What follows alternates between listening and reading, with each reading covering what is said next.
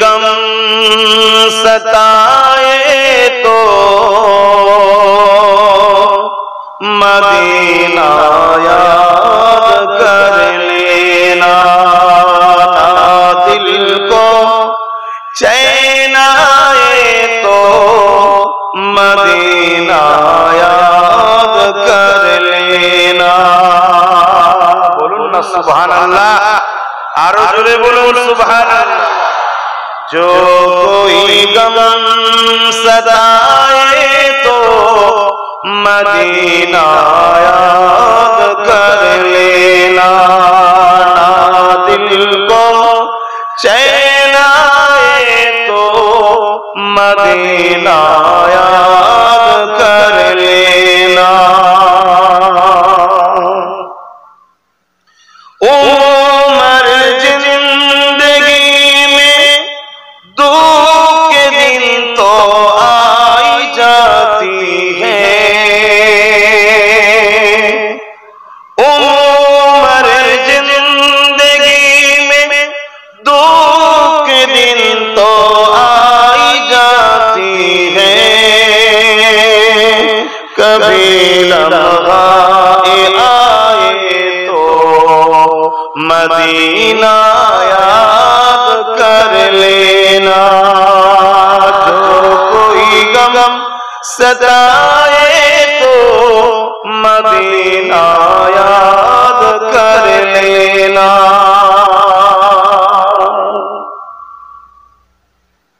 सुना है मुश्किलों में कोई साथ नहीं चलते, सुना है मुश्किलों में कोई साथ नहीं चलते। ज़माना छोड़ जाए तो मदीना याद कर लेना। जो कोई गम सताए तो मदीना याद कर लेना। अल्लाहुम्मा सल्ली अला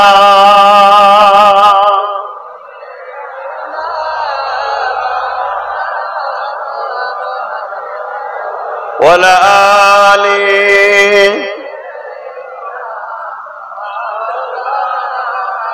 कलमे ला इलाहा इल्लल्लाह, ला इलाहा इल्लल्लाह, ला इलाहा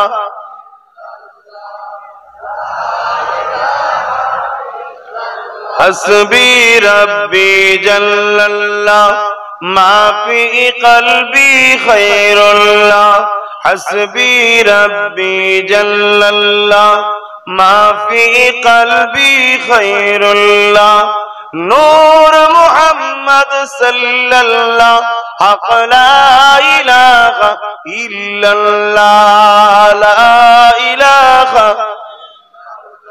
ला इलाहा इल्लल्लाह मुहम्मदुर रसूलुल्लाह। अल्लाहुम्मा सल्ली अला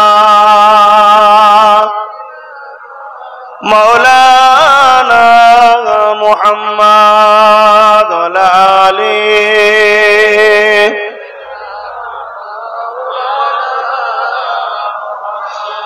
আমার আব্বা জানেরা, পর্দা নিশিনা আমাদের আম্মা জানেরা, আমার ভাইরা বোনেরা, ছোট ছোট বাচ্চারা, আল্লাহ দরবারে শুকরিয়া যে আল্লাহ আমাদেরকে এমন একটা জায়গায় বসিয়েছে। এই বসার দরুন আল্লাহ আমাদের ছোট ছোট গুনাহ মাফ করে দিয়ে থাকেন। জোরে বলুন সুবহানাল্লাহ।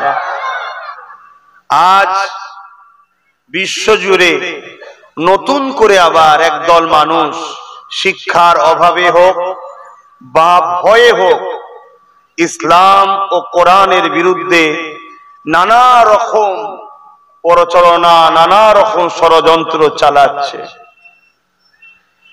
অবশ্যই এটা নতুন নয়, যুগ যুগ ধরে ইসলামের বিরুদ্ধে একদল মানুষ ষড়যন্ত্র চালিয়েছে। কারণ তাদের ভয় হয় ইসলামকে। কিসের ভয়? ইসলাম মানে কি? আগে বলেছি, আবার বলুন। এটা তো শুধু ওয়ার্ডের মানে। ইসলাম শব্দটার মানে, ওয়ার্ডটার মানে শান্তি। ইসলামের ব্যাপক মানে কি? ইসলাম মানে একত্ববাদের বিশ্বাস। ইসলাম মানে পাঠানো কিতাবগুলোর উপরে বিশ্বাস। ইসলাম মানে রাসূল নবী রিসালাতের উপরে বিশ্বাস। ইসলাম মানে ইনসাফের নাম। ইসলাম মানে ইনসানিয়াতের নাম। ইসলাম মানে গরিব অসহায় দুঃখীদেরকে সাহায্য করার নাম।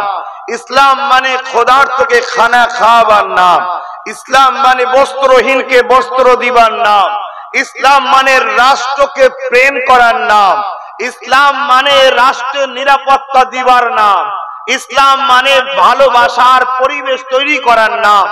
ইসলাম মানে সমাজের বুকে যারা অত্যাচারী জুলুমকারী তাদের বিরুদ্ধে সংগ্রাম করে এ সমাজের পিছিয়ে পড়া গরিব মানুষকে ইনসাফ, ইনসানিয়াত, শান্তি, আজাদ করার নাম। জোরে বলুন সুবহানাল্লাহ।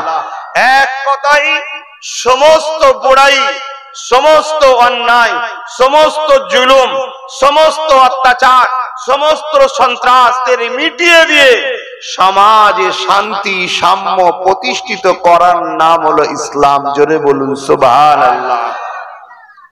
ইসলামে নামাজ আছে, ওটা ব্যক্তি জীবনের।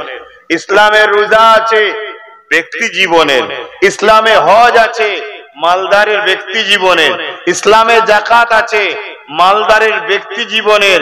এখনো যদি কেউ না করে সে নিজে গুনাহগার হবে, সমাজের জন্য দোষী নয়।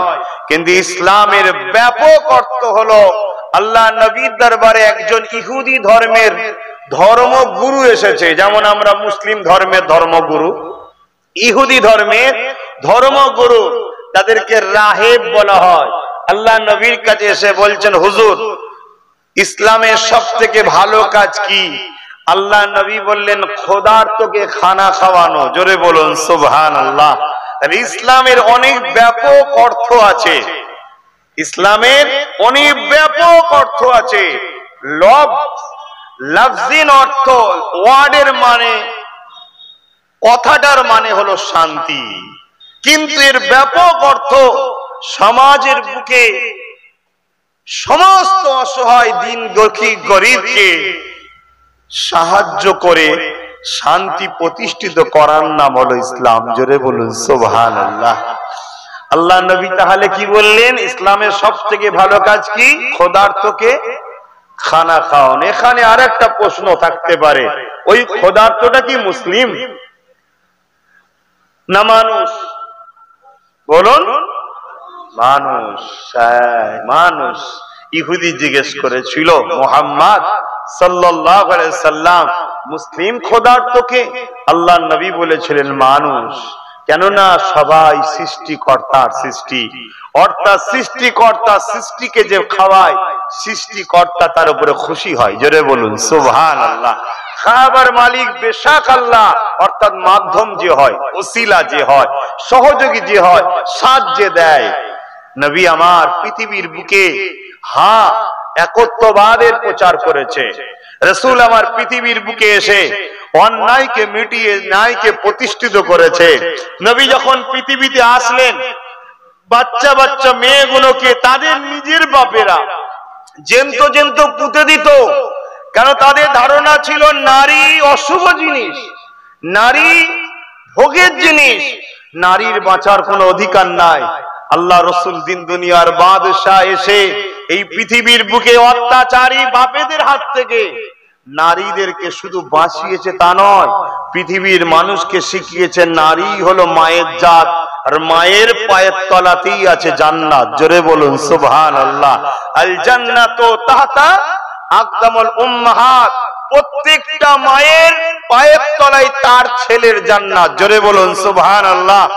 আল্লাহ নবী শুধু এটা করেনি, নারীকে শুধু বাঁচিয়েছে তা নয়, আল্লাহ নবী বলেছে বাজার থেকে যখন বাবা ঘরে ফিরবে, যা খাবার কিনে নিয়ে আসবে আগে কন্যা সন্তানকে দেবে, কন্যা তার মনের মতো নিয়ে নেবে, নিবার পর পুত্র সন্তানকে দেবে। জোরে বলুন সুবহানাল্লাহ। হুজুর কেন? না কন্যা খোদার হুকুমে স্বামীর ঘরে যেতে হবে। স্বামী এখন কেমন হবে? গরিব হবে না কেমন হবে এ তকদির কেউ জানে না। তাই বাবা, তুমি তোমার পুত্র সন্তানের থেকেও নারীকে বেশি ভালোবাসা দিয়ে বড় করো। জোরে বলুন সুবহানাল্লাহ। আল্লাহ নবী শুধু এটা বন্ধ করেছে নারী হত্যা তা নয়, আল্লাহ নবী বলেছে, শোনো পুরুষেরা, তোমরা নারীকে দেনমোহর দিয়ে, অর্থাৎ তার সম্মান দিয়ে, দেনমোহর দিয়ে, তার সম্মান দিয়ে, তাকে সেটা সোনার হার হোক, ডলার হোক, টাকা হোক, কিছু গিফট দিয়ে সসম্মানে তার বাড়ি থেকে তুমি নিজে গিয়ে ইস্তেকবাল করে তুলে নিয়ে আসো নিজের ঘরে, এবং আনার আগে, যাবার আগে নিজের ঘরকে সুন্দর করে সাজাও। তোমার আওকাত অনুযায়ী, তোমার আওকাত অনুযায়ী সাজাও, যাতে নারীটা এসে যেন বোঝে এই টোটাল সাজগুজ প্রোপাগান্ডাটা আমার জন্য হয়েছে।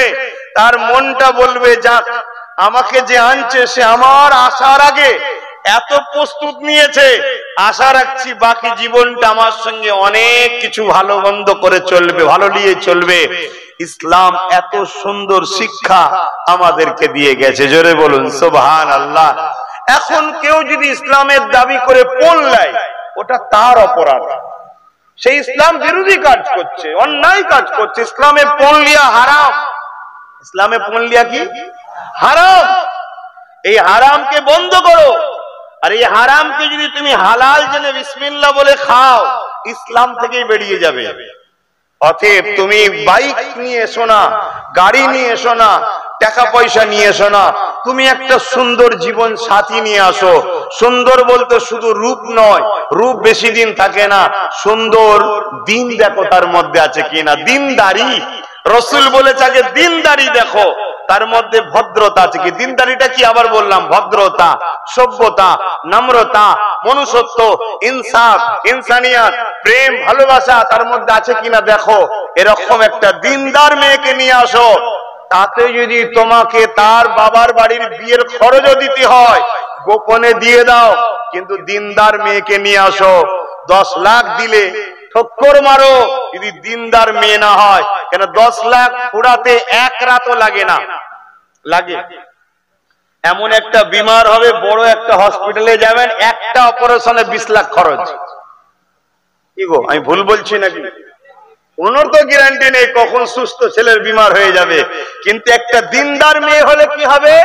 যদি তোমার বিমার এসেও যায়, ওই দিনদার সেজদায় পড়ে মালিকের কাছে কাঁদবে, আল্লাহ আমার জীবন সাথীকে বাঁচান। আল্লাহ নবী বলছেন, ওই নারীর হাতের দোয়ায় আল্লাহ তোমার মৃত্যু থেকেও, তকদিরকেও আল্লাহ দোয়াতে পাল্টে দেয়, তোমার সুস্থকে কামনা করে দেয়। জোরে বলুন সুবহানাল্লাহ। তাই রাসূল পাক সাল্লাল্লাহু আলাইহি ওয়াসাল্লাম জীবন কিভাবে করতে হবে ওই শিক্ষাও দিয়েছে। আল্লাহ নবী একটা মডেল আমাদের জন্য। লাকাদ কানা লাকুম ফি রাসূলিল্লাহি উসওয়াতুন হাসানা। উসওয়াতুন মানে হচ্ছে মডেল। কোরআন বলছে, কোরআন কার কথা? বলুন বলুন, আল্লাহর। আরো 103টে কিতাব আছে, আরো 103টে কিতাব আছে, সেগুলো সব রদ হয়ে গেছে, বন্ধ, মানে বাতিল হয়েছে। কোরআন তাদেরকে বাতিল করেছে। আল্লাহ আল্লাহর কথাকে রদ করে দিয়েছে। বুঝাবার জন্য বলছি, একটা ডাক্তারের কাছে গেছেন, ডাক্তার প্রেসক্রিপশন করেছে এই ওষুধটা খাবে, 1 সপ্তাহ পরে আবার গেছেন, ওই প্রেসক্রিপশনের ওষুধটা ডাক্তার বাদ দিয়ে আপনাকে আর একটা ওষুধ দিয়েছে। কেন? ডাক্তার বোঝে রোগীর পরিস্থিতিটা কি। তা আমার আল্লাহ, আমাদের সৃষ্টিকর্তা, তিনি আগের কিতাবগুলোকে রদ করে এই কিতাব সিলেবাস হিসাবে আমাদের জন্য দিয়েছে, সেটা হলো কোরআন শরীফ। জোরে বলুন সুবহানাল্লাহ। তো ভাইয়েরা আমার, আমার রাসূল পাক সাল্লাল্লাহু আলাইহি সাল্লামকে আল্লাহ আমাদের জন্য মডেল করেছে। নামাজ পড়বে, রাসূল দেখো। তোমার ধর্মনীতি রাসূলকে দেখে, অর্থনীতি রাসূলকে দেখে, তোমার রাজনীতি রাসূলকে দেখে, তোমার পরিবার নীতি রাসূলকে দেখে, তোমার আত্মীয়তা নীতি রাসূলকে দেখে, তোমার অন্য ধর্মের মানুষের সঙ্গে কিভাবে মিশবে, এই যে সম্প্রীতি বলা হয়, অন্য ধর্মের মানুষকে ভালোবাসা, এটাও রাসূলুল্লাহকে দেখে করো, অন্য কাউকে নয়। অন্য কাউকে নয়। কারো ধর্মস্থানে গিয়ে ফেতে কিটা দেওয়ার নাম সম্প্রীতি নয়। সেই ধর্মের বাচ্চাকে নিজের সন্তান মনে করে এডুকেশন দেওয়া, তার বাড়িতে খাবারের ব্যবস্থা করা, তার খোঁজ খবর নেওয়া, তার বিপদের সাথ দেওয়া, এটা হলো সম্প্রীতিটা আমার নবী শিখিয়েছে। জোরে বলুন সুবহানাল্লাহ।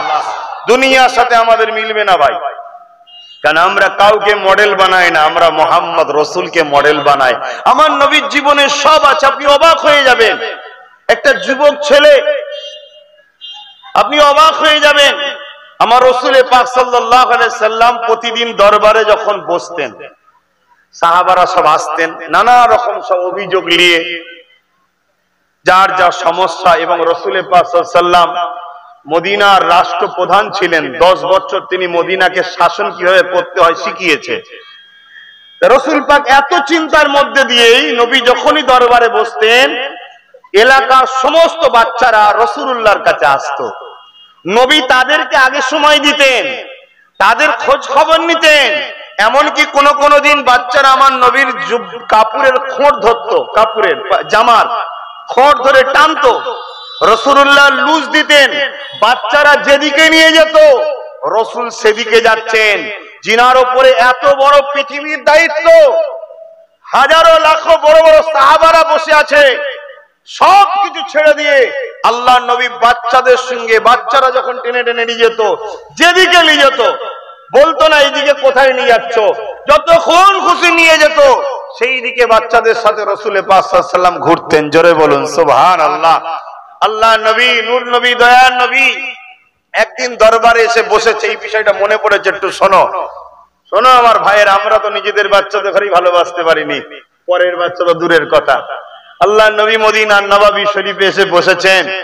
আল্লাহ নবী ইমামে হাসান হোসাইন দুজন ছুটে এসেছে, এসে বলছে, নানা নানা, আমার নবী পাক সাল্লাল্লাহু আলাইহি ওয়াসাল্লামকে আল্লাহ সন্তান দিয়েছিলেন, পুত্র সন্তান দিয়েছিলেন, কন্যা সন্তান তো আছে। আমার নবী পাক সাল্লাল্লাহু আলাইহি ওয়াসাল্লামের কন্যা সন্তান রয়েছে, পুত্র সন্তানও ছিলেন। কথা বুঝে আসছে? মোহাম্মদ নাম ছিল, ইব্রাহিম নাম ছিল, কথা বুঝে আসছে? কিন্তু নবীর বেটা, আমার রাসূলুল্লাহর বেটা, ইব্রাহিম নবীর বেটা ইসমাইল নবী, ইসাক নবী, তিনারাও নবী হয়েছে। আমার নবীর ছেলে থাকবে আর নবী হবে না, তাহলে হিসাব অনুযায়ী ইব্রাহিম নবীর মাকামটা বেড়ে যাবে, ঠিক না? স্বাভাবিক। আপনারা বলেন যে অমুকের বাচ্চাও দেখো, ও ডাক্তার, বাচ্চাও ডাক্তার, আরে পরিবারটা কত উন্নত। তাহলে রাসূলুল্লাহর বেটা থাকবে আর নবীর বেটা নবী হবে না, তাহলে ইব্রাহিম নবীর পরিবারের দাম বেড়ে যাবে। কিন্তু আল্লাহ বলেছে মুহাম্মদ হলো শেষ নবী, আর তো নবী হবে না। এজন্য আল্লাহ আমার নবী বাচ্চা দিয়েও পুত্র বাচ্চাগুলোকে আবার তুলে নিয়েছে। জোরে বলুন সুবহানাল্লাহ। এর মধ্যে অনেক হিকমত আছে, ওইদিকে গেলে আপনারা অত বুঝতে পারবেন না। তা আমি যেটা বলতে চাইছি, হাসান হোসেন এসে বলছে, নানা, আমাদের বড়দের বড় বড় সব ঘোড়া হয়, আমাদের ছোট ছোট ঘোড়া দেন। তখন একটা মিটিং চলছে, জরুরি রাষ্ট্র মিটিং চলছে, বড় বড় সব, মানে কি বলে আমাদের যেমন ভাষায় বুঝাতে গেলে মন্ত্রী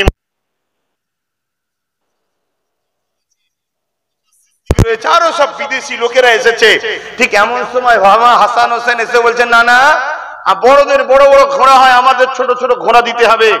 আল্লাহ নবী সিংহাসন থেকে নেমে পড়লেন, হামাগুড়ি দিলেন। অর্থাৎ বুঝাবার জন্য বলছি, ভুল হলে আল্লাহ মাফ করেন, নবীর সামনে কথা বলতে গেলেও টেনশন লাগে। নিজেকে ঘোড়া বানালেন, বুঝাতে চাইছি। হাসান হোসেনকে বলে, ওঠো, তোমাদের ঘোড়া রেডি, ওঠো।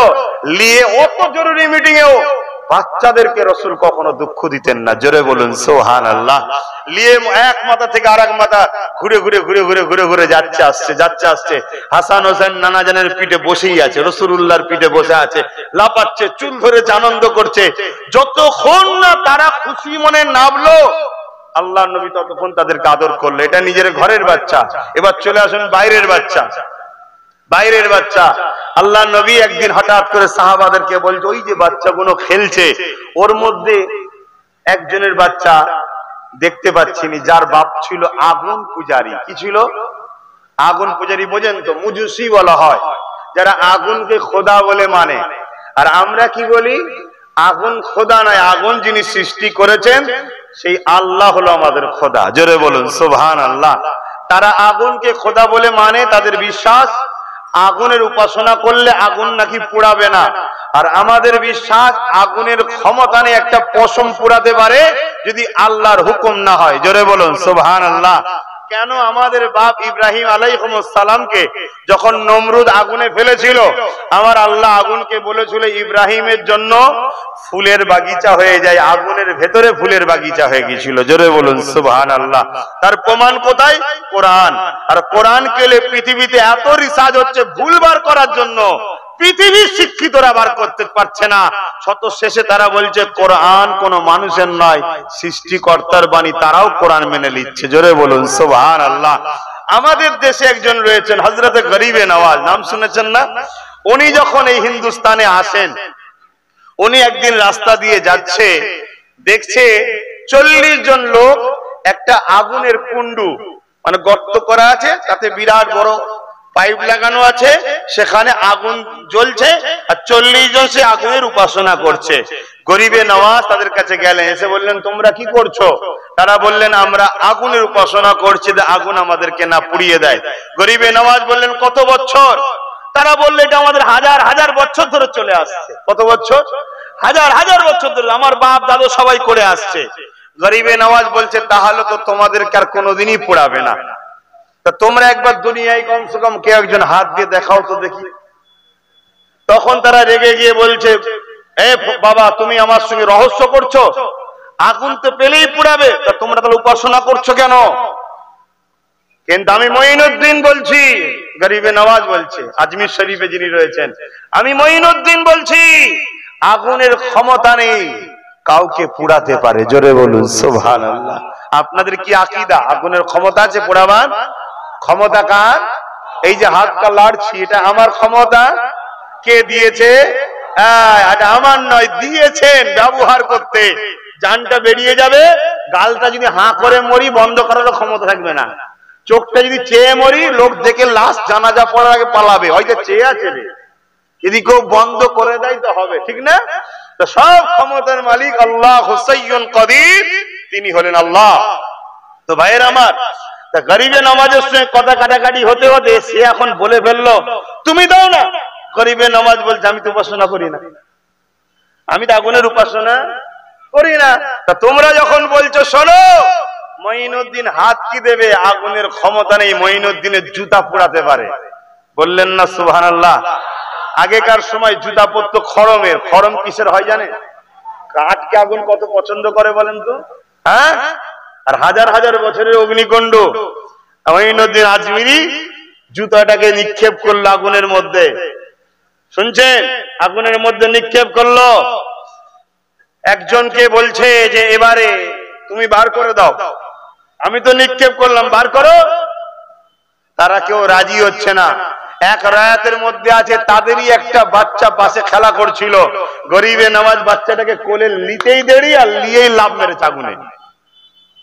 শুনছেন না? পুরো হাল্লা মেচে গেছে, পুরো গ্রামবাসী জড়ো হয়ে গেছে যে নিজে তো মরলো মরলো, আমাদের বাচ্চাটাকে মেরে ফেললো, নিজে তো মরলো মরলো বাচ্চা।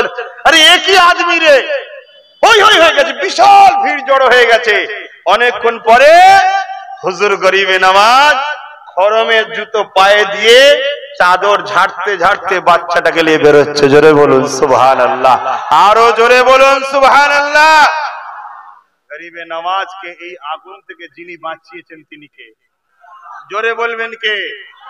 আমাদেরকে বাঁচাতে পারে না? পারে না। শুধু আমরা গরিবে নওয়াজের মতো হতে পারি না বলে তাই হচ্ছে না। আসুন না আল্লাহকে খুশি করি, আল্লাহ বিপদ থেকে বাঁচাবে, কেন বাঁচাবে না? আল্লাহ তো সবার। তো ভাইয়ের আমার, আমার রাসূল পাক সাল্লাল্লাহু আলাইহি ওয়াসাল্লাম যে কথা বলতে গিয়ে চলে গেলাম, তার ছেলেটা কোথায় খোঁজ নিচ্ছে। সাহাবারা বলছেন, নবীর অনুসারীরা, যে হুজুর ও তো আমাদের বিরোধী, ওর বাবা তরোয়ালে ধার দিচ্ছে আপনাকে কতল করবে বলে, আপনি ওর বাচ্চার খোঁজ নিচ্ছেন। আল্লাহ নবী বললেন শোনো বাবা, ওর বাবা আমার দুশমন হতে পারে, কিন্তু আমি রাসূলুল্লাহ ওর বাচ্চাটাকে ভালোবাসি। জোরে বলুন সুবহানাল্লাহ। আমি নবী তো সবার জন্যই রাহমাতাল লিল আলামিন। চলো বাবা তোমরা থাকো, তোমরা যাও খোঁজ নাও বাচ্চাটার কি হয়েছে। সাহাবারা গোপনে খোঁজ নিলেন যে বাচ্চাটা জ্বর হয়েছে, বুখার হয়েছে, বিমার হয়েছে। আল্লাহ নবী যেই খবর পেলেন উঠে দাঁড়িয়ে পড়লেন, দাঁড়িয়ে সাহাবাদের বললেন তোমরা দাঁড়াও। সাহাবা হুজুররা বললেন হুজুর আপনি কোথায় যাচ্ছেন? না আমি বাচ্চাটাকে দেখতে যাচ্ছি। জোরে বলুন সুবহানাল্লাহ। কার বাচ্চাকে দেখতে যাচ্ছে বলুন? সে আল্লাহ মানে? সে কি রাসূলুল্লাহর পক্ষে ছিল না দুশমন ছিল? আর আমরা আমাদের নিজের পাড়া প্রতিবেশীর বাচ্চাদের ঘর দেখি বিমার বললে, কেউ বিপদে বললে খোঁজ খবর লি, তাহলে আমরা নবীর উম্মত থেকে কত দূরে সরে যাচ্ছি। নবীর উম্মত যদি হয় তাহলে আমাদের পাড়া প্রতিবেশী কেউ বিপদে পড়লে তার খোঁজ নিতে হবে, সে মুসলিম হোক আর অমুসলিম হোক, তার খোঁজ নিতে হবে। আল্লাহ যদি অর্থ দেয়, অর্থ সহযোগিতা করতে হবে, যে বাবা চিকিৎসা করো। অর্থ যদি নাও থাকে, তার পাশে দাঁড়িয়ে তাকে বুঝানো, চিন্তা করুনি যিনি বিমার দিয়েছে তিনি সেবা দেবে, মন খারাপ করুনি, এতে কি হবে? কেউ একজন তো আমার দরদি আছে, মনটা একটু তার বড় হবে। তো ভাইয়েরা আমার, আল্লাহ রসুল সেই বাড়িতে যখন যাচ্ছে, সাহাবাদেরকে আবার নিয়ে যাচ্ছে না। কেন? বাড়িওয়ালা মনে করতে পারে যে রসুল আমাকে মারতে এসেছে, কেন সে তো রসুল্লাহ দুশমন। আর নবী যদি সাথে 50 জন যায়, ঘাবড়ে যাবে না? যাবে না? এক মুহূর্ত হলেও কষ্ট পাবে না? পাবে না?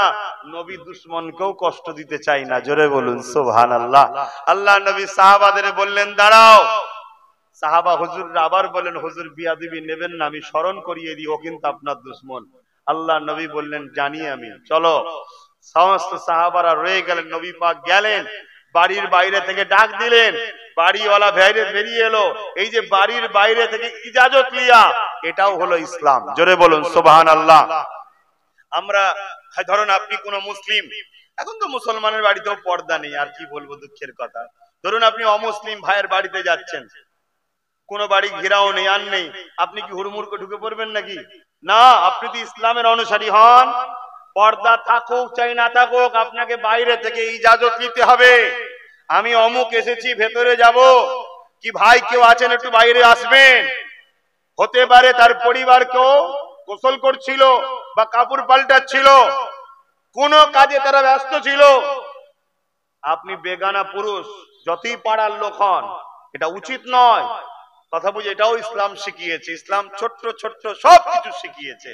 তো ভাইরা আমার, নবী পাক যখন আওয়াজ দিলেন, তখন ওই বাড়ি থেকে ওই বাড়িওয়ালা বেরিয়ে এলেন। এসে আমার রসুলকে দেখে না ও হতভম্ব হয়ে গেছে, যে মোহাম্মদকে মারবো বলে আমি ঘুরছি, আর মোহাম্মদও জানে যে আমি তাকে মারবো, আর সে আবার এসেছে আমাকে মারতে। যদি আসতো, অনেক লোক নিয়ে আসতো, সে আবার একা একা।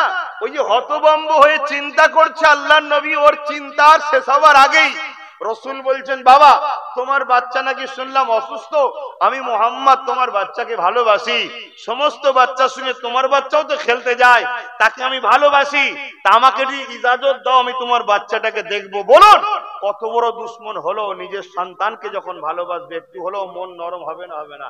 আল্লাহ নবীকে ইজাজত দিল, নবী ঘরে ঢুকলেন। বাচ্চাটা এক ঘরে শুয়েছিল এক কোণে, বাচ্চাটাও আমার নবীকে দেখে কেঁদে ফেলেছে। জোরে বলুন সুবহানাল্লাহ। কেন?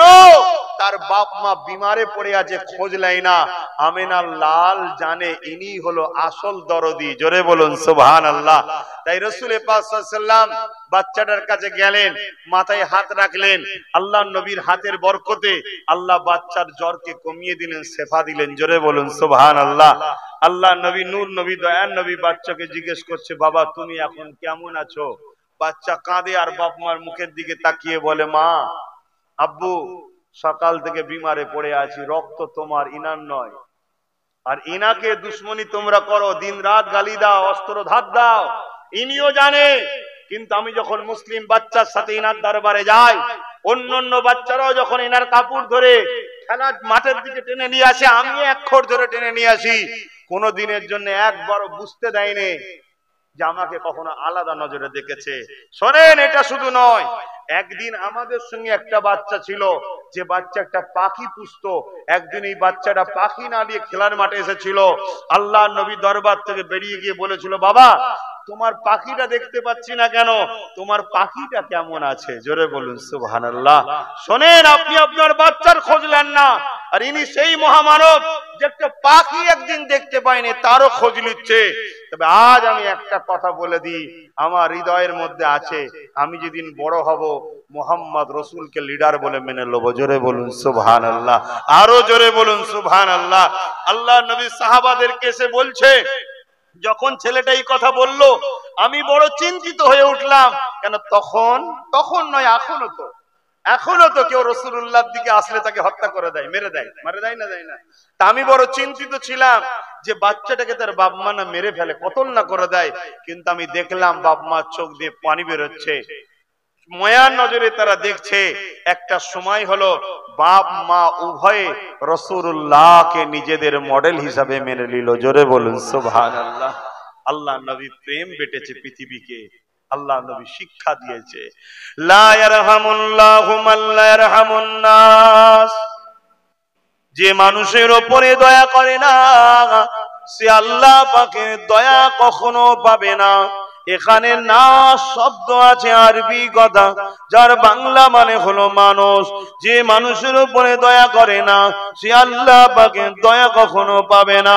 হতে পারে সে মানুষটা মুসলিম, হতে পারে সে মানুষটা অন্য ধর্মের, বিপদে যদি কেউ পড়ে যায় তার উপরে দয়া দেখানো, এই দয়া দেখানোর নাম হলো ইসলাম।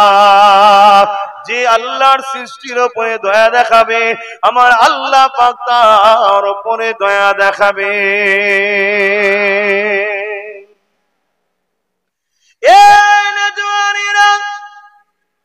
অনেক প্রাচীন একটা ইতিহাস। আল্লাহ নবী যখন মক্কা জমিনে 1 লক্ষ সাহাবাদের নিয়ে কম বেশি যখন কাবা শরীফ তওয়াফ করতে আসতে লেগেছে, নিশ্চয়ই আপনারা জানেন মক্কার শাসক আবু জেহেল উতবা সাইবা আমার নবী পাককে জানে মেরে দিতে চেয়েছিল। তাই আল্লাহর হুকুমে নবী আমার হিজরত করে মদিনায় শরীফে চলে গিয়েছিল। আল্লাহ পাকের নবী বারবার মনে হয় কাবা শরীফটা তওয়াফ করতে যাব, কিন্তু আমার নবী পাককে তওয়াফ করতে দেওয়া হয়নি। একটা দিন এমন দাঁড়ালো আল্লাহ নবীর পাশে 1 লক্ষর উপরে যুবক দাঁড়িয়ে গেল। আল্লাহ নবী একদিন ইরাদা করলেন, বাবা সাহাবারা আমি নবী আল্লাহর ঘর তওয়াফ করতে যাব। সমস্ত সাহাবারা বললেন, ইয়া রাসূলুল্লাহ হাবিবাল্লাহ আমরাও তওয়াফ করতে যাব। আল্লাহ নবী তওয়াফের ইরাদা নিলেন, আল্লাহ নবীর সাথে সাহাবারা রওনা দিলেন। মক্কা জমিনে ঢোকার আগে 3-4 মাইল আগে আল্লাহ নবী সমস্ত সাহাবাদেরকে দাঁড় করিয়ে দিলেন। দাঁড় করিয়ে দিয়ে একটা উঁচু জায়গায় উঠলেন।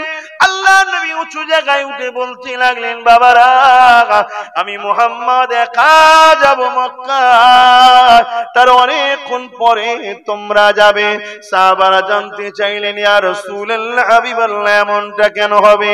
মক্কায় তো আপনার জানের দুশমন আছে, যারা আপনাকে জানে মারতে চেয়েছিল, আপনি তো হিজরত করে ইয়াসরিবে চলে এসেছিলেন।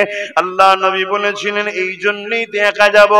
আজকে আমার পিছনে 1 লক্ষর উপরে যুবক রয়েছে, সবাই মিলে যদি একসাথে যায় আর কোন মুনাফিক যদি মক্কার মানুষকে যে বলে দেয় মুহাম্মদ প্রতিশোধ নিতে আসছে, মক্কার মানুষেরা বড় ঘাবড়ে যাবে, ভয় খেয়ে যাবে, এদিক ওদিক ছুটোছুটি করবে। আমি নবী রাহমাতাল লিল আলামিন, আমি নবী কখনো কাউকে কষ্ট দিতে চাই না। আর আজকে বলুন আমরা কি করছি? এই শীতে গরিবের কম্বলটা পর্যন্ত চুরি করতে আমরা বাদ দিচ্ছি না, আছে না নাই?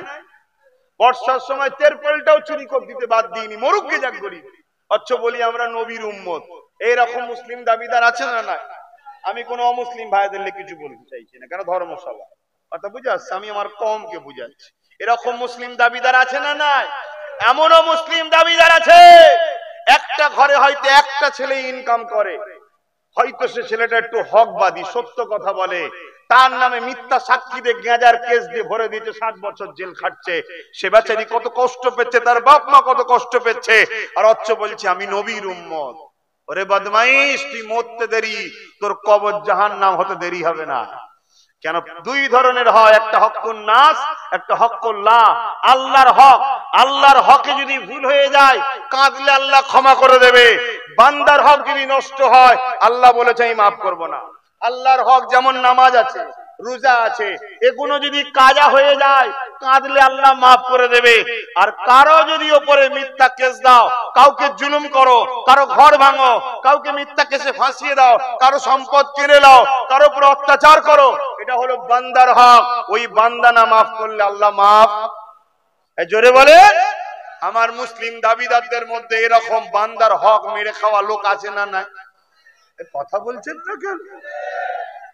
বলতে ভয় লাগছে নাকি, না নিজেরাই করে বসে আছেন? যদি হয়ে থাকে, আল্লাহকে যদি ভয় করো আর কোরআন সত্য, তোমার উচিত হবে তার হাত ধরে নিরিবিলিতে ক্ষমা চেয়ে লিয়া, ভাই তোর পায়ে ধরছি ভাই, হাতে ধরছি ভাই, আল্লাহর রাস্তে ক্ষমা করে দেয়, ভুল করে ফেলেছি ভাই, আর করবো না। আর সেই ভাইকে বলবো, যদি কেউ তোমার কাছে ক্ষমা চায়, তুমি যদি তাকে মাফ করে দাও, মনে রাখবে তুমি আল্লাহর কোনো না কোনো হক তো ক্যান্সেল করেছো, নামাজ কাজা কিছু না ভুল করে ফেলে আছো, তো আমার আল্লাহ তোমায় মাফ করে দেবে। জোরে বলুন সুবহানাল্লাহ। একে অপরে মাফ চেয়ে নেবে। খবরদার জুলুম করো না, জুলুম করো না। সে যদি অমুসলিমেরও হক হয়, অমুসলিমেরও যদি হক হয়, মনে রেখে দেবো তো মুসলিম হয়, ওরটা মেরে নিলে মনে হয় যায় যাচ্ছে নাকি, না, আরো ডবল ফাঁসা ফাঁসবে, আরো ডবল ফাঁসা ফাঁসবে। তবুও মুসলমানের হক তো মারা ঠিক নাই, ভুল বুঝবেন না তো ভাই। যদিও মুসলমানের সঙ্গে ঝেড়ে লাও, কিয়ামতের দিনে তোমার যদি আরো ভালো গুণ থাকে, আল্লাহ তোমাকেও দাঁড় করাবে আর ওই মুসলমানকেও দাঁড় করাবে। এর তো সব ভালো আছে, একটা তোর হক ঝেড়ে নিয়েছে, তোর তো অনেক গুনাহ আছে, তুই এক কাজ কর, একে মাফ করে দে, আমি তোকে মাফ করে দেবো। এই বলে আল্লাহ অনেককে জান্নাতও আবার দেবে। জোরে বলুন সুবহানাল্লাহ। কিন্তু অমুসলিম ভাইয়ের যদি হক ঝেড়ে নাও, কি হবে বুঝতে পারছো? তখন তো এক জায়গাতেই হবে না। শুনছেন না শোনেন না? একটু হুঁশ করে কাজ করো। আমি কি কথা বলতে গিয়ে দিক চলে গেলাম, শুনছেন তো আজ নাকি? আল্লাহর নবী একা যাচ্ছে কোথায়? কাবা শরীফ তওয়াফ করতে। কাবা শরীফ বলবেন তো, তওয়াফ করতে যাচ্ছে। আর সাথে কত? 1 লক্ষর উপরে সাহাবা। ভেবে দেখুন তো। আজকে আমি আপনাদের বলছি, কেন আমার সাথে অনেকে বলেছে ফোনে, ভাইজান আমাদেরকে মারছে, আমি তোরা যদি জিততিস কি করতিস? আমরাও মারতাম। কথা বুঝছেন না? এইটা চেঞ্জ করতে হবে। যে আমায় মারছে সে জাহান্নামে যাবে, আমি কি যেতে রাজি আছি? তা আমাকে আল্লাহ কামিয়াবি দিলে আমি মাফ করব। আমি মাফ করলে তার ছেলেটা বড় হবে, দেখবে যে আমার বাপ মেরেছিল, ও কিন্তু মারেনি, ও মাফ করেছে, তাহলে আমি আমার বাপের মতো খসলত দেবো না, ওই মাফকারীর পক্ষেই আমি থাকবো। তাহলে দেখবেন সারা জীবনের জন্য একটা সমাজে শান্তি প্রতিষ্ঠিত হবে। না হয় এ ওকে, ও ওকে, ও ওকে, এ একে, এই উল্টো উল্টো চলতেই থাকবে। নিজেরাই মানুষে মানুষে খুন করে করে করে শেষ হয়ে যাবে। কথা বুঝে আসছে? তা আল্লাহর নবী পিছনে 1 লাখ যুবক সাহাবী রাসূলুল্লাহর জন্য জান দেবে প্রস্তুত, এত ভালোবাসে।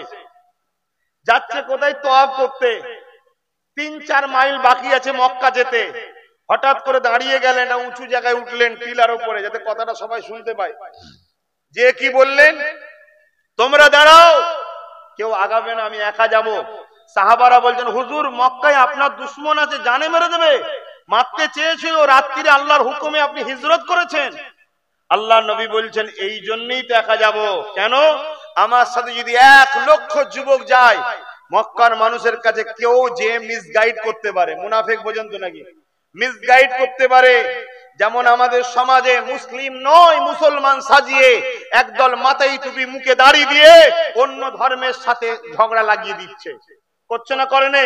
আর সমাজে মেসেজ যাচ্ছে কি, মুসলমানরা দেখো এরা বাংলাকে এই করে ফেলেছে, ওই করে ফেলেছে, আর এক দল বলে বাড়াচ্ছে না বাড়ায় না? এটা প্ল্যান, এটা প্ল্যান, সরল প্ল্যান। অন্য ধর্মের মানুষের সঙ্গে আমাদের যে ভালোবাসা আছে, এই ভালোবাসাটাকে বিভাজন করতে চাইছে। বিভাজন যদি না হয়, তাদের গদি শক্ত হবে না। তা বিভাজন করতে গেলে কি করতে হয়? মাথায় টুপি দিয়ে মুখে দাড়ি দিয়ে নরের তকবীর আল্লাহ একবার দিয়ে মারতে হবে অন্য ধর্মের ভাইকে, তাহলে মেসেজ ফটো উঠবে, সোশ্যাল মিডিয়ায় শেয়ার হবে। অন্য ধর্মের ভাইয়েরা যারা আমাদেরকে ভালোবাসে, তারা বলবে, দেখেছিস কি বদমাইশ রে এরা। এই না না না, এদেরকে সাইজ করার জন্য বোল্ডুজারি আনতে হবে। বুঝতে পারছেন না পারেন? এটা একটা নাটক চলছে, শুনে রেখে দাও। কেউ যদি টুপি মাথায় দিয়ে কাউকে মারে, সেই লোকটা ঘরে কতক্ষণ টুপি মাথায় দিয়ে থাকে খোঁজ নাও তো। জলসাতে এসছে, টুপি মাথায় নেই। ও একটা অমুসলিমকে মারার জন্য টুপি মাথায় দিয়ে যাবে?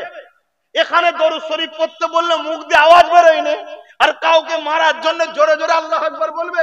এ পুরো সাজানো নাটক। এই সাজাচ্ছে কারা? সে সবই আপনারা জানেন। যে সাজাচ্ছে সে মোল্লাদের দরদ দেখাচ্ছে, আর যে তার সাথে চুক্তি করে আর এক সম্প্রদায়কে খেপাচ্ছে সে তারটা বুঝে নেবে, এরটা বুঝে নেবে। এই চলছে সমাজে। বিছখানে তুমি আমি, নিরীহ মুসলিম নিরীহ অমুসলিম, আমরা গরিবই রয়ে যাচ্ছি। আমরা দিন রাত মারপিট করে মরছি, আর আমার দেশের একটার পর একটা অস্তিত্ব সব বিলীন হয়ে যাচ্ছে। এটা ব্রিটিশ পলিসি ছিল। ব্রিটিশ বলেছিল না, কাঠতুজে নাকি গরুর চামড়া আছে, আর আমার অন্য ভাইদেরকে মুসলমানদেরকে এসে বলেছিল কাঠতুজে শুকরের চামড়া আছে।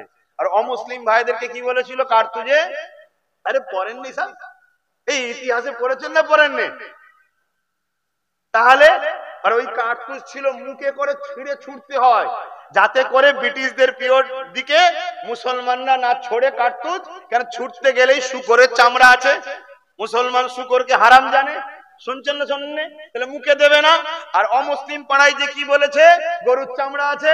অমুসলিম ভাইরা গরুকে সম্মান করে, তারাও মুখে দেবে না, ওরা বগল বাজাচ্ছে। আর আমরা দুজন এত বড় সাহস, আমাদের ঈমান নষ্ট করছো, আর আমরা বলছি এত বড় সাহস, আমাদের ধর্মের উপরে আঘাত দিচ্ছ। এই করে দুজন ভারতীয় লড়াই করেছি। কথা মাথায় ঢুকছে? যদি বলেন এই কথাটা এখানে বলছেন কেন? এই জন্য বলছি, দেশকে ভালোবাসার নাম হলো ইসলাম। জোরে বলুন সুবহানাল্লাহ। আমরা ইসলামকে শুধু মসজিদের মধ্যে বেঁধে রেখে দিয়েছি, না না না না।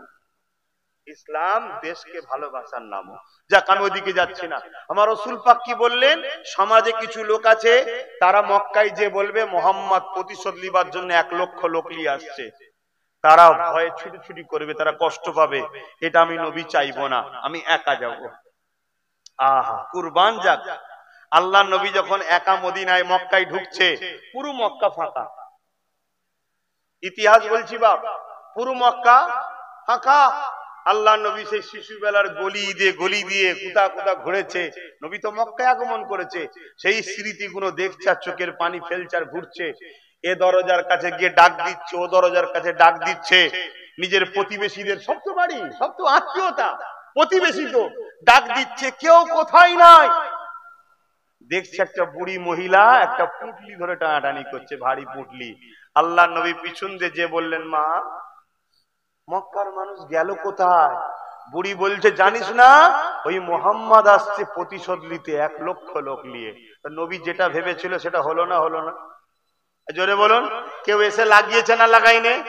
তাই আমি আমার ভালোবাসার মানুষদের ঘরে বলি, তোমরা, আমি যখন কোনো জায়গায় জলসায় যাব, অমুসলিম ভাইদের গ্রামে কখনো স্লোগান দেবে না, আর আমার পিছু পিছু দল বেঁধে যাবে না। কেন? প্রত্যেকটা গ্রামে 2-4টে করে ধর্মে সেজে থাকে, কিন্তু তাদের লক্ষ্য হলো বিভাজন তৈরি করা। প্রত্যেক গ্রামে থাকে, আমার গ্রামও আছে, মুসলিম গ্রামেও থাকে, বুঝতে পারছেন? তারা তখন কি করবে? দেখেছিস ভুল মেসেজ ছড়াবে। এজন্য আমার ভাইদেরকে আমি বলি, নিজের গ্রামে ধর্ম করো, নিজের মসজিদ ধর্ম করো, নিজের এলাকায় স্লোগান দাও। মানুষ হিসাবে হিন্দু মুসলিম দলিত আদিবাসী সবাই মিলেমিশে থাকো। কেন? মানুষ তোমরা। ব্যবসা করো মিলেমিশে, কারবার করো মিলেমিশে, দেশ চালাও মিলেমিশে, অর্থনৈতিক কাঠামো বাড়াও মিলেমিশে। কিন্তু ধর্মে তুমি তোমার ধর্ম করবে, সে তার করবে। কথা বুঝে আসছে? এই জন্য বারণ করি, কেন সব শিক্ষা আমার রাসূল দিয়েছে। মানুষ আছে মিসগাইড করবে। আল্লাহ নবী এই মহিলাকে বলছে, মা, কে বললো আপনাকে? বলছে, বাবা, তুই চিনিস না মোহাম্মদকে? আমার রাসূলকেই বলছে। এখনকার মতো তার ফটোকপি নেই রে বাবা, আব্বাস সিদ্দিকীকে আমেরিকার লোক জেনে গেছে। তখন তো সিস্টেম ছিল না, ফটো সিস্টেম তো নেই। কথা বুঝলেন? হ্যাঁ রে বাবা, শুনলাম 1 লক্ষ লোক নিয়ে আসছে আমাদেরকে মারবে বলে। রাসূল 1 লক্ষ লোক নিয়েছিল মারবে বলে না, কাবা তওয়াফ করবে বলে। কিন্তু মেসেজ কি গেছে? মারবে বলে। কথা মাথায় ঢুকছে? তাই সবাই পালিয়েছে। আমি বাবা এই ভারী পুটলিতে কিছু দামি দামি জিনিস আছে, ছাড়তে পারছি না, আর যেতেও পাচ্ছি না। আল্লাহ নবী বললেন, মা, আপনার প্রতিবেশী কেউ নেই? আপনার ঘরের লোক কেউ নেই? বলছে, বাবা, আমার ছেলেরা সব আমাকে ছেড়ে পালিয়ে গেছে। কি বলছে? বলুন। আর এখানে কোন মায়ের লাল বলো, নবী মানো, এখানে কোন মায়ের লাল হাত তুলে বলো নবী মানো।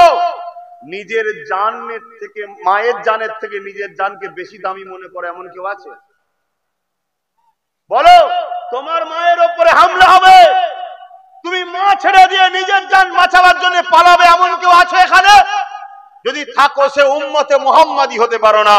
কেন? নিজের জান দিয়ে মায়ের জানকে রক্ষা করার নাম হলো ইসলাম। জোরে বলুন সুবহানাল্লাহ। আল্লাহ নবী চোখ ভরা পানি নিয়ে মনের মধ্যে বলতে লাগলেন, হাই মা, মুহাম্মদ তোমাদের মারতে আসেনি, মুহাম্মদ তোমার বাচ্চাকে শিখাতে এসেছে মায়ের পায়ের তলায় জান্নাত, মাকে ছেড়ে দিয়ে যাস না। জোরে বলুন সুবহানাল্লাহ। আল্লাহ শুকর, যাদের দিলে মুহাম্মদ রসুল আছে তাদের বাড়ির একটা মা বৃদ্ধাশ্রমে নাই। শুনছেন না শোনেন না? আর যাদের দিলে মুহাম্মদ রসুল নেই তাদের হাজারো ঘরের মা বৃদ্ধাশ্রমে আছে। কেন? মায়ের গুরুত্বই বোঝে না।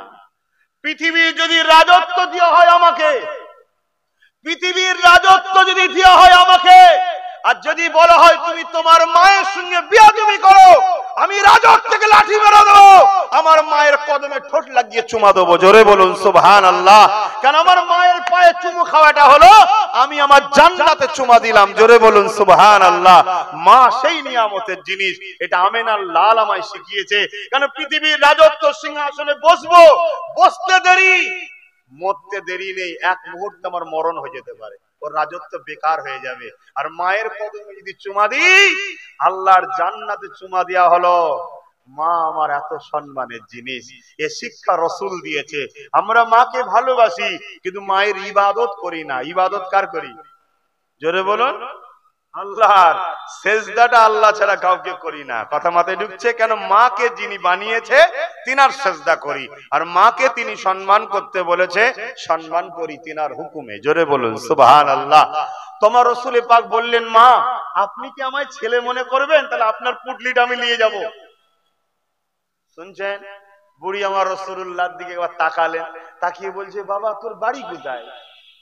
আল্লাহ নবী পরিচয় গোপন করলেন। তোর বাড়ি কোথায়? মা মনে করুন আমি একজন অতিথি, পথিক, মুসাফির আরবিতে বলে। ইজাজত আছে মা? ছেলে মনে করেন? পুটলি নিয়ে পালাবো না, আপনার সাথে সাথেই যাব। বলুন মা। আরে বাবা লেনা রে বাবা, তাড়াতাড়ি চ বাবা, মুহাম্মদ আসার আগে চলে যায়, না হয় ও মেরে ফেলবে। আল্লাহ নবীর চোখ ভরা পানি, যে আল্লাহ আমি মানুষকে এত কষ্ট দিই, মানুষ আমার সম্বন্ধে এইভাবে। আল্লাহ নবী পুটলি নিয়ে যাচ্ছে, পাহাড়ে উঠছে, পাহাড়ে উঠছে। বয়স্ক মানুষ হলে বাপ দুপা হেঁটে কষ্ট হয় না? হয় না? কিছুটা যায় আর হাঁপিয়ে যায়। আল্লাহ নবী বলেন, মা একটু রেস্ট নেন না। বুড়ি একটা পাথরের উপরে বসে আর আমার রসুলের দিকে ঘুরে তাকায়, বাবা তুই রাখ, তুই পুটলিটা রাখ, তুই একটু বস। আল্লাহ নবী বলেন, না মা আমি দাঁড়িয়ে আছি, আপনি একটু রেস্ট নিন। বাবা তোর মনে এত দয়া, তোর মনে এত মায়া, তুই কার বাচ্চা বাবা? তুই কার ছেলে বাবা? আজ এই মুহাম্মাদের জন্য আমাদেরকে কত কষ্ট করতে হয়েছে। মুহাম্মদ নির্বংশ হয়ে যাক, মুহাম্মদ মুখ পুড়ে যাক, মুহাম্মাদের হাত পা ধ্বংস হয়ে যাক। গাল দিচ্ছে বুড়ি, কাকে বলবেন তো? কাকে? সে কোথায়? তিনি কোথায়? কার? তিনি কোথায়? যার পুটলি নিয়ে দাঁড়িয়ে আছে তিনি তো মুহাম্মদ সাল্লাল্লাহু আলাইহি ওয়াসাল্লাম। গাল দিচ্ছে মানে জানে না। তা আজও আমাদের সমাজে লাখো কোটি মানুষ ইসলাম কোরআন মুসলমানকে গালি দেয়, তারা হাকিকাতে মুহাম্মদ রাসূল কোরআন ও ইসলামকে জানে না। তাদেরকে একদল লোক ভুল পাঠ পড়ায়। কেন পড়ায়? আজকের আবু জেহেল তার রাজত্বকে টিকাবার জন্য পড়ায়। কেন? সে জানে মুহাম্মদ রাসূল যদি থাকে তাহলে আবু জেহেলের জুলুম থাকতে, মুহাম্মদ রাসূলের গোলাম যদি থাকে, বলুন, নারীর উপরে জুলুম হতে, অসহায়ের উপরে জুলুম হতে, বিধবার উপরে অত্যাচার হতে, এতিমকে লুটতে, রাষ্ট্রকে লুটতে। আরে ব্রিটিশ যখন এদেশে 200 বছর রাজত্ব করছিল, অনেকে আন্দোলন করেছে, আমি সবার আন্দোলনকে স্যালুট জানাই, কিন্তু কারো মায়ের লালের দুধের ক্ষমতা ছিল না ব্রিটিশকে কাঁপিয়ে দেবে। যেদিন দিল্লির রাজ জুমা মসজিদ থেকে হযরতে আব্দুল আজিজ মুহাদ্দিস দেওলভী आवाज তুলল, ভারতের মানুষ, ब्रिटिश हुकूमत के विरुद्ध में लड़ना फर्ज हो गया। ফরজ মানে লড়তেই হবে। সেদিন সবাই কাঁপতে শুরু করলো। কেন? আব্দুল আজিজ মুহাদ্দিস দেহলভী ছিল একজন নবীর সচ্চা গোলাম, আলেমে দিন ছিল। ওনার কথাতে লক্ষ লক্ষ হাফেজে কোরআন, আলেমে দিন নেমে পড়ে গেল। ব্রিটিশ রাগেতে এত মার মেরেছিল আলেমদের ঘরে, জানাজার নামাজ পড়াবার পর্যন্ত কোন মুসলমান আলেম ছিল না। শুনছেন? জানাজার নামাজটা যে পড়াবে সেরকম কেউ ছিল না। মানে যার একটু দাঁড়িয়ে দেখেছে আম মানুষ, তাকেও মনে করেছে মলি সাহেব মেরে দে। শুধু 60,000 দিল্লিতে 60,000-কে গলায় রশি দিয়ে এক একটা রশিতে দুজন দুজন করে মেরেছে। শুনছ? তারপরও আলহামদুলিল্লাহ ব্রিটিশকেই পালাতে হয়েছে, আমরা কামিয়াবি হয়েছি। আলহামদুলিল্লাহ বলুন, আলহামদুলিল্লাহ বলুন। তো ভাইয়ের আমার রসুলে পাক এইভাবে যাচ্ছে, ও আবার কিছুটা হাঁটে, মা আবার বসে যায়, রাসূলুল্লাহ আবার দাঁড়িয়ে থাকে। এইভাবে কিছু দূর যাওয়ার পর আল্লাহ নবী, নূর নবী, দয়ার নবী বলছেন, মা আপনার সাথীরা আছে কোথায়? বলছে, বাবা ওই যে পাহাড় দেখছিস, ওই পাহাড়ের ওই পাদদেশে একটা গুহা আছে, সেখানে আশ্রয় নিয়েছে। অনেক রাস্তা, আজও যারা মক্কা মদিনায় গেছে দেখবেন কি চূড়া চূড়া পাহাড়। এখন তবুও তো অনেকটা উন্নত হয়েছে, তখন তো উন্নত ছিল না। আল্লাহ নবী ভারী পুটলি নিয়ে ওই মহিলার পিছনে মা বলে পিছনে তাকে আদর করতে করতে নিয়ে যাচ্ছে, আর সে গাল দিতে দিতেই যাচ্ছে। একটা সময় এসেছে যখন পাহাড়টা এবারে উঠবে, নাবার সময়, এবার দেখা যাবে ওই পাহাড়ের ওই পাদদেশে সবাই একত্রিত হয়ে বলছে, মোহাম্মদ মনে হয় আমাদের বুড়িটাকে মেরে দিয়েছে, এতক্ষণ চলে এসেছে মেরে দিয়েছে। আল্লাহ নবী রুকে গেলেন, থমকে গেলেন। বুড়ি যেই উঠেছে, যেমন চাঁদ উঠলে দেখা যায়, সবাই দেখে খুশি হয়েছে যে ওই দেখো আমাদের সেই বুড়ি মহিলাটা আসছে। কথা বুঝেছে? তারা ওই দিক থেকে উঠে এসেছে, মহিলা নামছে, মহিলাকে আস্তে করে তুলে নিয়েছে, তারা নিয়ে হাজির হয়েছে, মহিলাকে বসতে দিয়েছে। এই ভিড়ের মধ্যে রসুলের কথা বুড়ির, ব্যাগের কথা বুড়ির মনে নেই। রাসূলুল্লাহ এই পাড়েই দাঁড়িয়ে আছে, জিজ্ঞেস করছে, মা আমরা মনে করেছি তার ছেলেরাও আছে যে তোমাকে মেরে ফেলেছে মনে হয়। বুড়ি বলছে, না, তাদের তখন মাননেওয়ালা ছিল উজ্জা, লাত, হবল, এইসব তারা মানতো। তার নাম ধরে বলছে একটা ছেলে পাঠিয়েছে, কি সুন্দর ছেলে। তারা জিজ্ঞেস করছে পরিচয় কি? বলছে পরিচয় দেয়নি, কিন্তু সে আমার ভারী পুটলিটাকে নিয়েই আসছে। এত তারিফ প্রশংসা হওয়া পর্যন্ত রসুল দাঁড়িয়ে আছে। এবারে রাসূলুল্লাহ উঠছে, আর বুড়ি দেখাচ্ছে, ওই দেখো কত সুন্দর বাচ্চা আসছে। জোরে বলুন সুবহানাল্লাহ। সমস্ত সর্দার যারা ছিল তারা তো চেনে আমার রসুলকে, তারা বলছে, মা এটাই তো মুহাম্মদ। বুড়ির চোখ দিয়ে পানি ঝরছে, খারাপ করে এই বাচ্চাটার বিষয়ে, এই ছেলেটার বিষয়ে তোরা এত খারাপ বলিস? পুরো রাস্তায় বাচ্চাটাকে আমি গাল দিয়েছি, সব চোখ মুজে সহ্য করে এসেছে, এর মতো মানুষ হয়নি। হাত রাসূলুল্লাহ কাছে যখন গেছে, বাবা আমায় ক্ষমা করো। আল্লাহ নবী বললেন, মা আমি এসেছি রাহমাতাল লিল আলামিন হয়ে, কাউকে আঘাত দিতে নয়। আমি সত্য রাস্তা, এক রাস্তা মালিক একজন, আল্লাহ চিনাতে এসেছি। জোরে বলুন সুবহানাল্লাহ। তারা যতজন ছিল তারা দলে দলে আমার রাসূলুল্লাহর হাতে হাত দিলেন, নবীর কথাকে মেনে নিলেন। জোরে বলুন সুবহানাল্লাহ। আল্লাহ নবী, নূর নবীর আদর্শ দেখুন। আর আজকে আমাদের আদর্শ বলুন, আমরা উগ্র টাইপের হয়ে যাচ্ছি। এই উগ্র থেকে দমন করার জন্য আল্লাহর ওলিদের দরবারে যেতে হবে। ওলিদের দরবারে গেলে কি করে দমন হবেন? আল্লাহর ওলিরা আপনাকে আল্লাহ নামের জিকির শিখাবে। এই হৃদয়, কলবের বাঁয়ে স্তনে 2 আঙ্গুল নিচে একটা ছোট্ট গোস্ত আছে, যাকে বলা হয় কলব। ওই কলবটাকে পাক, যার পুরো শরীর তার পাক।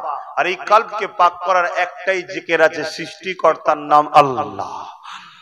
আল্লাহ আল্লাহ আল্লাহ আল্লাহ।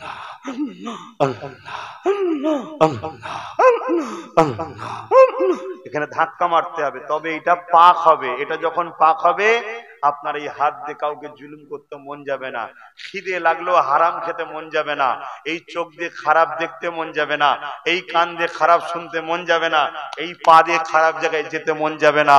কেন? এটা আপনার পাক, পুরো শরীর পাক হয়ে যাবে। জোরে বলুন সুবহানাল্লাহ। আর এটা পাক করতে গেলে ধুলে হয় না, আল্লাহ নামের, মালিকের নামের জিকির করতে হয়। ওখানে ধাক্কা মারতে হয় মালিকের নামে। কথা বুঝেছেন? আমার নবী পাক সাল্লাল্লাহু আলাইহি সাল্লাম এভাবে পৃথিবীর মানুষকে প্রেম করা শিখিয়েছে, ভালোবাসা শিখিয়েছে, মহব্বত করা শিখিয়েছে। এক ব্যক্তি রাসূলের কাছে আসলেন, হুজুর আমার কবরে সবথেকে বেশি কার হক? আল্লাহর নবী বললেন, তোমার মায়ের। তারপরে কার? তোমার মায়ের। তারপরে কার? তোমার মায়ের। তারপরে কার? তোমার বাপের। অর্থাৎ নবী পাক সাল্লাল্লাহু আলাইহি সাল্লাম মা নারীর জাতকে পুরুষ বাপের জাতকে 3 গুণ বাপের থেকে সম্মান নারীকে দিয়েছে। জোরে বলুন সুবহানাল্লাহ, আরো জোরে বলুন সুবহানাল্লাহ। আর আজ পৃথিবীর বুকে আমার বাংলা বলেন, আমার দেশ বলেন, পেপার হাতে লিবার মতো উপায় নেই। কোন জায়গায় নারীকে উলঙ্গ করে একদল জালিমরা তাড়া করছে, কোন জায়গায় নারীদেরকে হত্যা করা হচ্ছে, কোন জায়গায় বিয়ের পণ দিতে পারেনি বলে শ্বশুর শাশুড়ি জামাই মিলে নারীকে পুড়িয়ে দিয়েছে। এই সব আমরা আজকে সমাজে দেখছি। অথচ এই অন্যায়কে মিটিয়ে দিয়ে নারীর মর্যাদা দিবার নাম ইসলাম। জোরে বলুন সুবহানাল্লাহ। তাহলে আমাদের মধ্যে ইসলাম আছে কই? বলুন, আছে ইসলাম? তাহলে আজকে অঙ্গীকারবদ্ধ হন, নিজের ঘরের হোক আর বাইরের হোক, মায়ের জাত নারী জাতের উপরে জুলুম হলে এই মজলুম নারীদের পাশে দাঁড়িয়ে জালিমদের বিরুদ্ধে আমরা লড়াই করব। সে জালিম যদি হুকুমতেও বসে থাকে, সে জালিম যদি ক্ষমতার আসনেও বসে থাকে, সেই জালিমের দিকে AK-47 যদি থাকে, সেই জালিমের দিকে যত বড় পাওয়ার থাকুক না কেন, তার বিরুদ্ধে লড়ে নারীদের পক্ষে দাঁড়িয়ে তার বিরুদ্ধে লড়াই করব। তবেই তো তুমি আমি মুসলমান, তবেই তো তুমি আমি ইসলামের অনুসারী। শুধু নামাজ পড়লেই মুসলমান হওয়া যায়? আজকে জানেন শতকরা আমাদের সমাজে হাজারো প্রচুর নারী আছে, আমি সংখ্যা বলবো না, প্রচুর নারী আছে যারা পেটের সামান্য খিদার জন্য দেহকে বিক্রি করতে যাচ্ছে নোংরা জায়গায়। কেন? কেন? আজকে আমি নয় ধনী, আমার পাড়ায় 5 জন ধনী আছে, 50টা গরিব আছে। ওই 50টা পরিবারকে 5 জন ধনী কি লালন পালন করতে পারে না? তাদেরকে দেখাশোনা, তাদের খাবার, তাদের ভরণ পোষণের দায়িত্ব নিতে পারে না? আমি জানি আপনারা বলবেন এটা তো হুকুমতের কাজ, গভর্নমেন্টের কাজ, সরকারের কাজ, আমি জানি। কিন্তু সরকার যখন জালিম হয়ে যায় তখন তো গরিবকে সে আর দেখে না। কমসে কম আপনি তো দেখুন, এটা কি আপনার দায়িত্ব নয়? আপনি দেখুন, আপনি পিয়ার করুন যে যার গ্রামে গ্রামে। তাই আমি প্রতিটা গ্রামে আহলে সুন্নাত ওয়াল জামাত নামে একটা সংগঠন তৈরি করেছি। ওই সংগঠনের মাধ্যমে আমার লিস্ট লিয়া হয় কোন গ্রামে কে গরিব আছে না আছে, তাদের খাওয়া দাওয়ার ব্যবস্থা, ভরণ পোষণের ব্যবস্থা, তাদের বিশেষ করে শিক্ষার দিকে গুরুত্বটা বেশি দিই, যাতে করে তার বাচ্চা শিক্ষিত হয়ে উচ্চ জায়গায় চলে যায়, কমসে কম জীবনের মতো গরিবিটা দূর হয়ে যায়। এগুলোর নাম ইসলাম। জোরে বলুন সুবহানাল্লাহ। ওই মাথায় টুপি দিয়ে অমুসলিমদের গ্রামে গিয়ে জোরে জোরে তাকবীর দিয়ে বাজার গরম করার নাম ইসলাম নয়। কথা মাথায় ঢুকছে? আজকে আমাদের মধ্যে সব 2 নম্বর ঢুকে গেল। আর এগুলো ঢুকানো হয়েছে। কেন ঢুকানো হয়েছে? যাতে করে আমার ধর্মকে সমাজ খারাপ বলে, খারাপ বলে। আর আমার সমাজের 5টা কুলাঙ্গারের জন্য পুরুষ আমার ধর্মের উপরে আঘাত দিচ্ছে। একদল দাজ্জাল মিডিয়া বসে আছে, আছে না? না, একটা কিছু ফল্ট পাবে সমাজের 2-4টে কুলাঙ্গারের জন্য, অমনি দাজ্জাল মিডিয়া শুরু করে দেবে, এই মুসলমানরা তো এরকম, মুসলমানরা তো এরকম, মুসলমানরা সেরকম। কেন? গতকালকে আমি যখন দেশপ্রেম দিবসের পতাকা তুললাম, কই ওটা মিডিয়াতে দেখালো না যে দেখো মুসলমানদের পশ্চিম বাংলা নয় পূর্ব ভারতের হেড সেন্টার হলো ফুরফুরা শরীফ। আমি একজন স্বাধীনতা সংগ্রামী ও ইসলাম ধর্মের ধর্মগুরু 4র্থ প্রজন্ম। মা দাদা শুধু ধর্মগুরু নয়, স্বাধীনতা সংগ্রামীও ছিলেন, দেশের জন্য লড়েছেন, তার অবদান আছে। সেই ঘরের ছেলে হয়ে আমি নেতাজি সুভাষ চন্দ্র বসুর জন্মদিনে আমি পতাকা তুলছি, সেখানে আমি বক্তব্য দিচ্ছি নেতাজি সুভাষ চন্দ্র বসু আমার ধর্মের কেউ নাই। তাও বলছি কেন? কেন নেতাজি সুভাষ চন্দ্র বসু আমার দেশের জন্য লড়াই করেছে, ব্রিটিশদের বিরুদ্ধে লড়েছে, ব্রিটিশদের অত্যাচার থেকে আমার দেশকে বাঁচাবার জন্য অনেকের মধ্যে তারও একটা অবদান আছে। আপনাদের এলাকায় নারকেল বেড়িয়ায় হাফেজ তিতুমির সাহেব যেমন রয়েছে, ঠিক নেতাজি সুভাষ চন্দ্র বসুরও বিরাট বড় অবদান রয়েছে। তিনি 1897-এ জন্মগ্রহণ করেছিল উড়িষ্যার কোন শহরে বলুন? কটক। এই যে কটক শহরে তিনি ইংল্যান্ডে পড়াশোনা করেছে, পড়াশোনা করে এসে এই দেশে সরকারি চাকরি পর্যন্ত করেনি, দেশের জন্য লড়াই করেছে। আমি তাই তিনার জন্মদিনটাকে দেশপ্রেম দিবস হিসাবে একটা পতাকা তুলছি। কথা বুঝে আসছে না? না, কই এটাকে মিডিয়া দেখায়? বলুন দেখাই না দেখাবে না? মিডিয়া কোনটা দেখাবে? মিডিয়া দেখাবে তথাকথিত কিছু রাজনীতির দলের হাতে তাসের জন্য গুন্ডা তৈরি করা হয়েছে, তাকে সুযোগ দেওয়া হয়েছে, সে এলাকার ভোট দখল করে, লোটে মা দার খুন খারাপি করে, লাস্টে যখন পরে তাকে ধরা পড়ে যাবে তখন মিডিয়া দেখাবে দেখো মুসলমান কিভাবে সাম্রাজ্য তৈরি করে। এখানে লাখো কোটি মুসলমান খেতে পায়নি, তারপরও দেশের জন্য জান দেয়, গাদ্দারি করেনি, কই তাদেরটা তো দেখায়নি। কথা মাথায় ঢুকছে না? ঢোকে না? এটা আমাদেরকে শেষ করার একটা প্ল্যান চলছে, আর এই খপ্পরে আমাদের ঘরের ছেলেগুলো পাও দিয়ে ফেলছে। আর এসব কথা যখন আমি বুঝাবো আমাদের ছেলেরা আবার শুনতেও চাই না। কি গো অসুবিধা হচ্ছে? হ্যাঁ বুঝুন আমার সোনার ভাইরা, ভালো মানুষ হন, মানুষের অভাব নেই। 700 কোটির উপরে মানুষ আছে পৃথিবীতে। কত কোটি? 700 কোটির উপরে মানুষ আছে পৃথিবীতে। ভালো মানুষ কটা আছে? 700 খুঁজে পাওয়া যাবে? 700-র কথা বলছি, 700, 7 দুটো 0, 7 দুটো 0, 700 কোটি আছে। 700 ভালো মানুষ পাওয়া যাবে? বলুন। যার কথা দ্বারা, যার হাত দ্বারা, যার মুখ দ্বারা, যার ব্যবহার দ্বারা তার পাড়া প্রতিবেশী খুশি নয়, আমার রাসূলুল্লাহ বলে দিলেন সে কখনো ভালো মানুষ নয়, সে আমি নবী আমার উম্মত নয়। তাহলে বলুন তো দেখি, আমাদের কথা দ্বারা, আমাদের হাত দ্বারা, আমাদের ব্যবহার দ্বারা আমাদের পাড়া প্রতিবেশী কি খুশি হয় না বেজার হয়? বলুন। যদি খুশি না হয় সে তো ভালো মানুষ নয়। আর পশ্চিম বাংলার মুসলমান আমাদের তো প্রতিবেশী আবার অন্য ধর্মের লোক, তাই তো নাকি গো? আমাদের ব্যবহার কথাবার্তায় তারা যেন অখুশি না হয় এটাও মাথায় রাখতে হবে। আল্লাহ নবী, নবী দয়া নবী, তিনি আমাদেরকে দুনিয়ার জমিনে কিভাবে জীবন যাপন করতে হবে, কিভাবে সংসার করতে হবে, কিভাবে অর্থনীতিতে ডেভেলপমেন্ট করতে হবে সেগুলো আমাদেরকে দেখতে হবে। আজকে পৃথিবী বলে আমেরিকা নাকি সব থেকে শক্তিশালী, আজকে পৃথিবী বলে ইসরায়েল নাকি সব থেকে ধনী।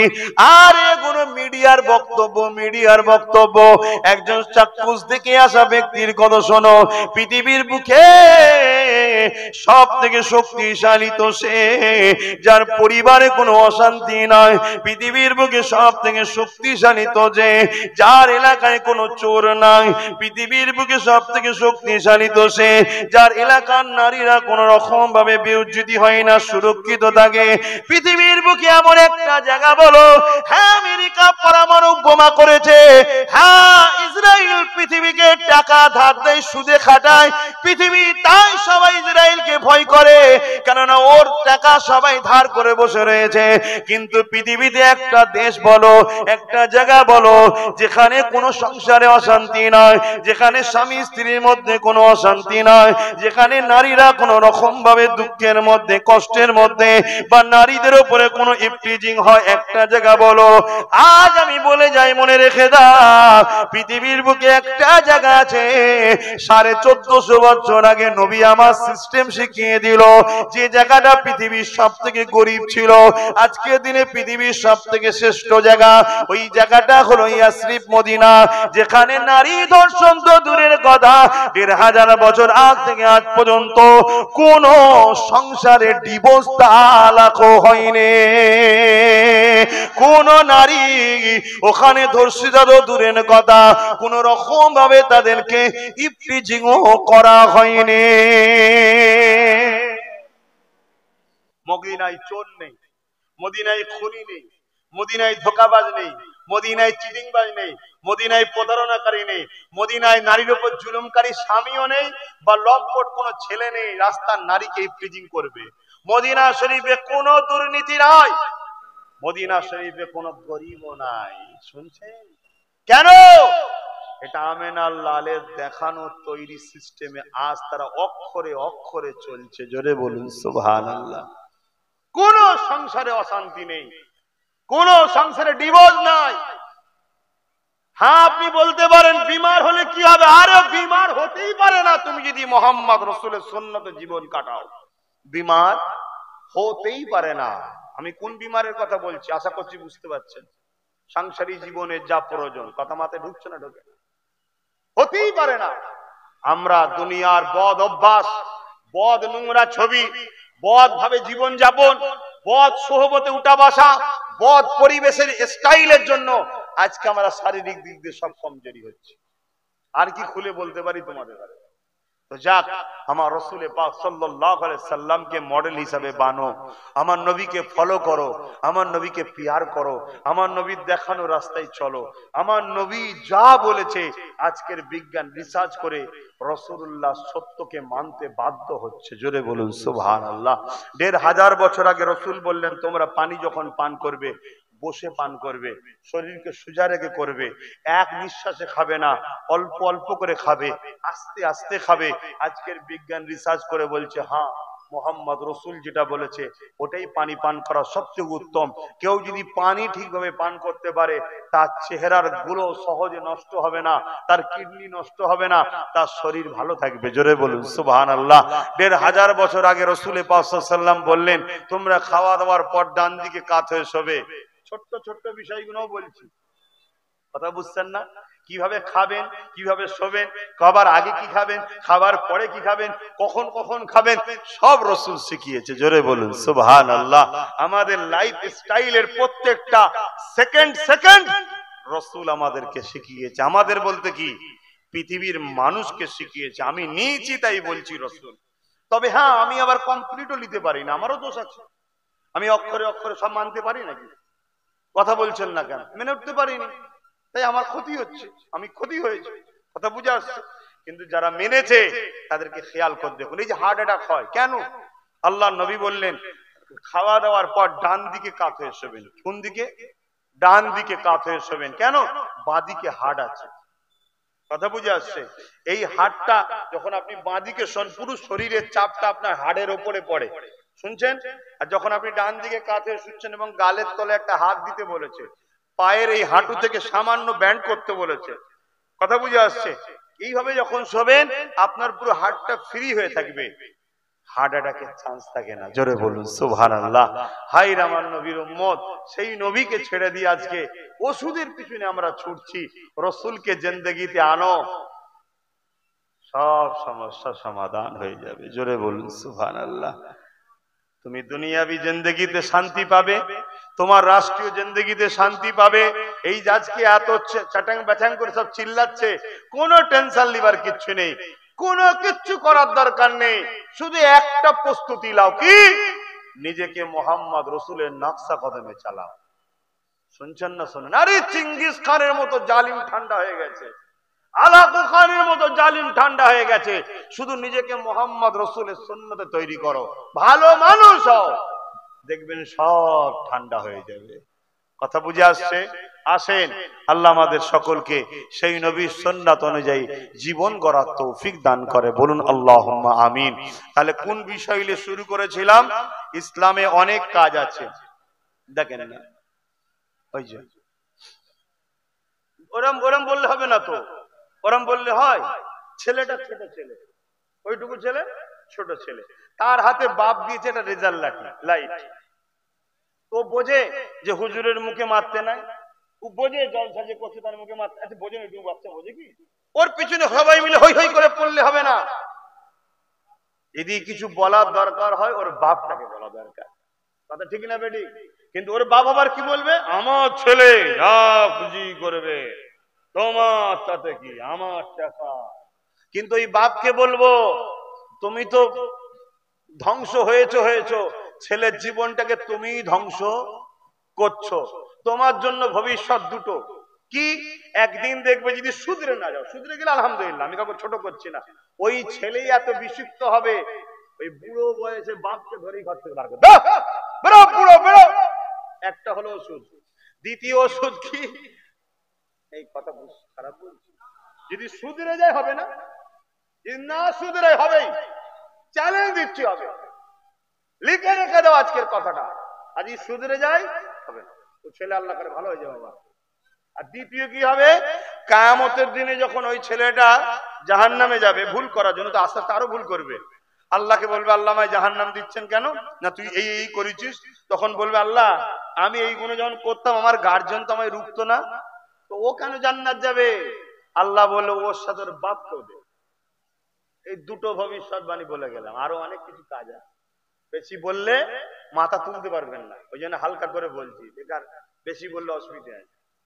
আর এই কথা সমস্ত বাপকে বলছি, যদি ভালো চাও ছেলেদের হাতে খাতা পেন দাও, মোবাইল দিও না। কি দেবে? খাতা পেন। পড়াশোনার জন্য ছেলে যদি কেঁদে কোকিয়েও যায়, ককা অসুবিধে নেই, পড়াশোনায় কোনো সাবসিডি নেই। শুনছেন তো? আর পড়াশোনা কি দুই ধরনের শিখাবে, একটা শিক্ষা পেটের জন্য হয়, আর একটা শিক্ষা দিলের জন্য হয়। পেটের শিক্ষা ডিগ্রি থাকলে হয়, ওটা দুনিয়ার শিক্ষাই হয়, ওটা পেটের শিক্ষা। ইংলিশ, বাংলা, অঙ্ক, জীববিদ্যা, এটা সেটা পেটের শিক্ষা। আর এইটাই শান্তি পেতে গেলে মোহাম্মদ রসুলের সুন্নতের শিক্ষা দাও। নাই তোমার ছেলে ডাক্তার হয়ে বিয়ে করবে এক ডাক্তারনিকে, দুজন মিলে চাকরি করতে যাবে, তোমাকে একটা টমি দিয়ে যাবে। টমি বোঝেন তো? বুঝতে পারছেন না? টমি দিয়ে যাবে, আর টমিকে বলবে বাবাকে দেখিস মাকে দেখিস। শুনছেন না? শোনেন? সারাদিন ওই টমির সাথেই কাটাতে হবে। আমার কথা খারাপ লাগছে? এই থাক তাহলে বাদ দাও, আমি মনে হয় বড্ড বেশি বলে ফেলছি। না মনে দুঃখ পেচ্ছে ছেলেগুলো। দরকার নেই বাবা, দরকার নেই। আসো একটু দোয়া করবো, আর একটু দয়ার নবীকে সালাত ও সালাম। ইয়া নবী